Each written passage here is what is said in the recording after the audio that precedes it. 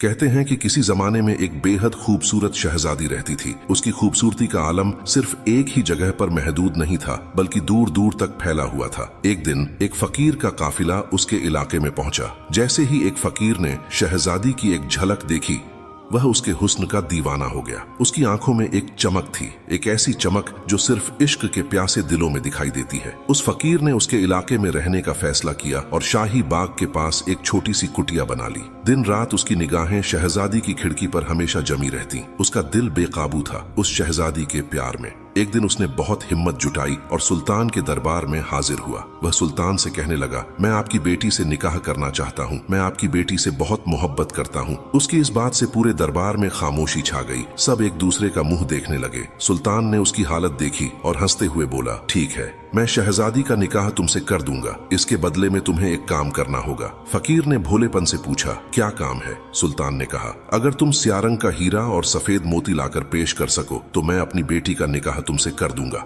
फकीर के लिए यह एक इम्तिहान था, लेकिन उसके दिल में शहजादी के लिए इतना प्यार था कि वह किसी भी हद तक जा सकता था। उसने अपने दिल में इरादा किया कि चाहे जो हो जाए, मैं यह दोनों चीजें सुल्तान के सामने पेश करूंगा। वह अपनी तलाश में रवाना हो गया। वह अपनी जान की बाजी लगाकर दोनों चीजें हासिल कर लीं और सुल्तान के सामने पेश कर दी। लेकिन सुल्तान अपनी बात से मुकर गया और वजीर से कहलवाया कि यह रास्ता मुश्किलों से भरा है और तुम्हें अपने जुनून को छोड़ देना चाहिए। यह निकाह हरगिज नहीं हो सकता। लेकिन फकीर का दिल नहीं माना। वह एकदम टूट तो गया, लेकिन उसका इश्क अड्डा रहा। कुछ ही दिन बाद शहजादी की तबीयत बहुत खराब हो गई और वह मरने की हालत में आ गई। सुल्तान ने दूर दूर से बहुत बड़े बड़े वेद बुलवाए, लेकिन उनसे कुछ नहीं हुआ। यह खबर सुनते ही उस फकीर के दिल में एक बहुत भयानक तूफान खड़ा हो गया। उसने अपने दिल में ठान लिया कि मैं शहजादी को किसी हाल में मरने नहीं दूंगा, चाहे कुछ भी हो जाए। वह सुल्तान के महल में गया और शहजादी को अपने पास अपनी कुटिया में ले आया। वह दिन रात उसके लिए दुआएं करता। आखिरकार एक दिन उसकी मुलाकात एक बूढ़े तबीब से हुई। उसने पूरा वाकया सुनाया और तबीब से मदद की दरख्वास्त की।